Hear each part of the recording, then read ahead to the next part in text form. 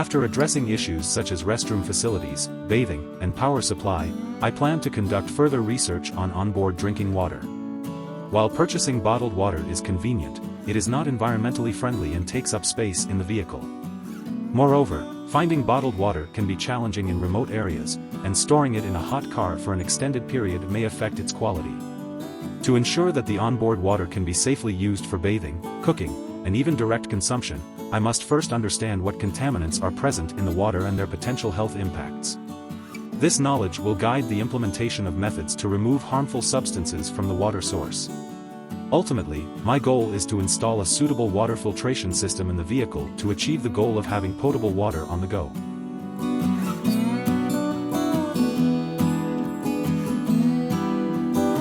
In the outdoors, untreated water that has not had any particles, bacteria, or parasites removed is referred to as raw water. Raw water sources can include rainwater, groundwater, well water, lakes, and rivers, among other bodies of water. Raw water is subject to contamination from various sources such as domestic sewage, solid waste, toxic waste, and may contain substances harmful to human health, making it unsuitable for direct consumption. However, at home, we simply turn on the tap, and water flows out. But do you know where this water comes from? Most household water sources use tap water, which is a public water supply system provided by local governments or water utilities. Tap water must meet national drinking water quality standards to be safe for direct consumption. For example, the European Drinking Water Directive established by the European Union and the Safe Drinking Water Act set by the U.S. Environmental Protection Agency. For countries that have not yet established relevant regulations, the World Health Organization publishes drinking water quality guidelines as a reference. Although there are drinking water quality standards in place, the legal framework and enforcement can vary from one country to another. Therefore, the water quality of tap water in every region may not be suitable for direct consumption.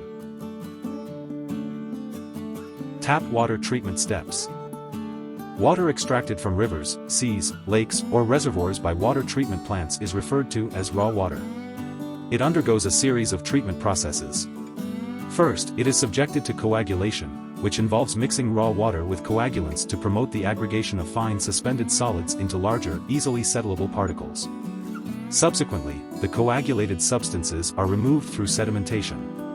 Any remaining small particles that haven't settled are filtered out through rapid sand filtration. Finally, chlorine is used for disinfection to eliminate any bacteria and viruses that may still be present in the water. A residual amount of chlorine is maintained in the tap water to prevent recontamination during distribution. The addition of chlorine is a common method of water disinfection in many countries. According to official statements, the amount of chlorine added to tap water is extremely low and considered safe for human consumption. Additionally, chlorine in water tends to dissipate quickly, especially when exposed to light or left uncovered. Therefore, the quality of tap water is guaranteed.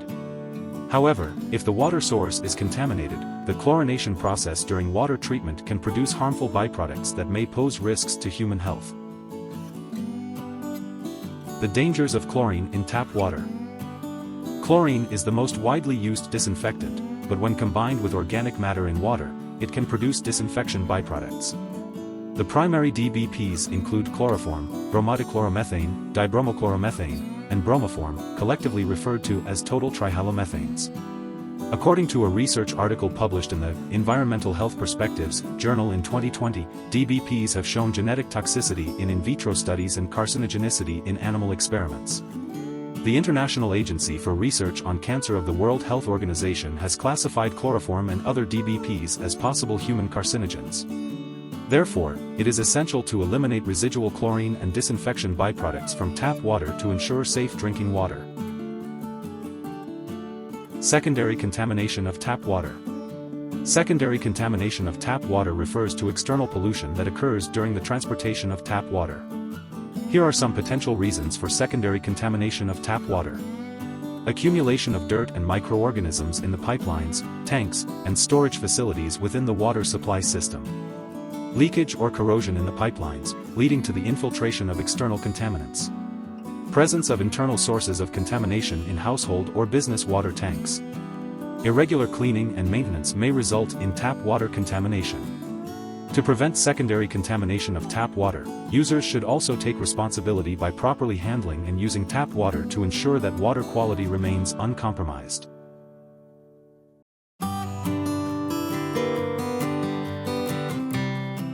Water can contain harmful bacteria and chemicals. Both tap water and bottled water may not be safe if they are not produced under appropriate conditions, even if they appear clear and colorless. Therefore, ensuring safe consumption requires water purification. Common methods of water purification include boiling, disinfection, and filtration. According to the Centers for Disease Control and Prevention in the United States, boiling water for 1 minute can kill most types of bacteria and can also effectively reduce disinfection byproducts. Boiling water is the simplest water treatment method as the equipment and a source of power or heat are readily available. However, boiling does not improve the taste, odor, or appearance of water and can lead to the formation of scale, affecting the taste of the water. Filter. Contaminants in water include sediments, heavy metals, organic compounds, suspended particles, microorganisms, bacteria, and viruses. The common sizes of suspended particles, bacteria, and viruses in water are as follows. Suspended particles are typically around 10 to 2.5 micrometers. Bacteria range in size from 5 to 0.5 micrometers.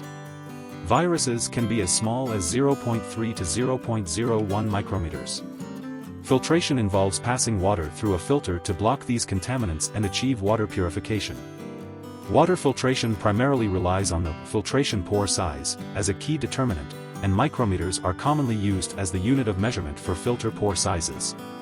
Smaller filter pore sizes indicate that fewer contaminants can pass through, resulting in cleaner water with fewer impurities. Differences in water filters. Various filtration materials have different effects, and selecting the appropriate material depends on the specific water quality to achieve optimal results. Here are some common filtration materials and their applications. Polypropylene filters. A versatile and cost-effective filtration material made from polypropylene fibers. Typically has a filtration pore size of around 5 micrometers, effectively filtering microorganisms, sediments, and suspended particles in water. Often used as a pre-filter in water purifiers to protect other filter cartridges or enhance their efficiency. Ceramic filters. One of the oldest water filtration methods in the market. Possess a porous structure with a filtration pore size typically around 5 micrometers. Used for removing microorganisms, sediments, and suspended particles. Ceramic filter elements can be cleaned and reused, making them an economical filtration option. Activated carbon filters. Widely used in water treatment, air purification, and other filtration applications.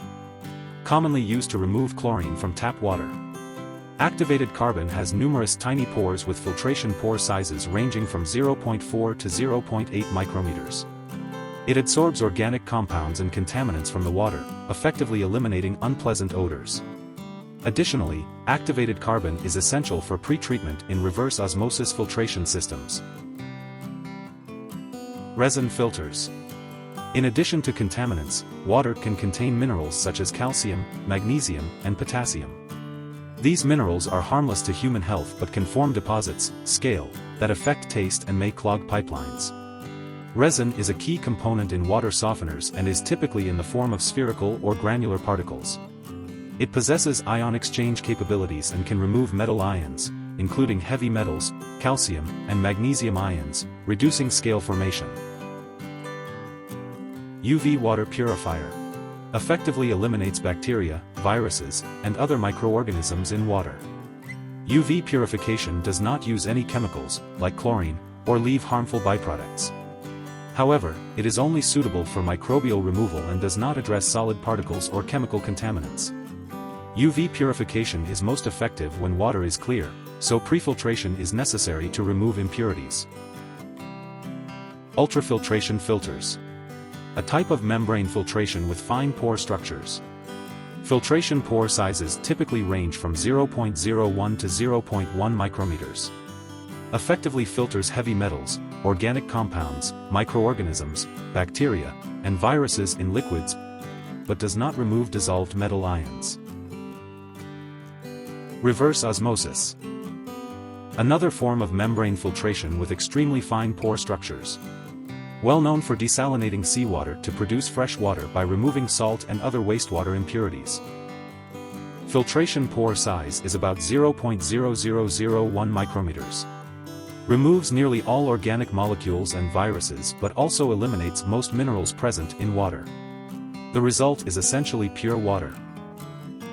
However, some people are concerned about the potential health impact of drinking pure water without mineral supplementation. Multi-stage filtration. To remove various sizes and types of contaminants, water filters use multiple filtration materials to provide comprehensive purification. For example, the filtration process in a reverse osmosis water system typically consists of 3 to 5 stages. Each reverse osmosis water system includes a primary filter layer using PP fiber to initially remove sediments and larger solid particles. An intermediate filter layer employing activated carbon to eliminate microorganisms and organic compounds. A pre-filter layer to remove sediments and chlorine that could clog or damage the reverse osmosis membrane. Lastly, the reverse osmosis membrane serves as a fine filtration layer, removing bacteria, viruses, and smaller solid particles.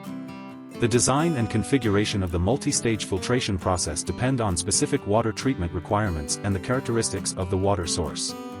Through this approach, high quality, high purity, and safe water supply can be achieved.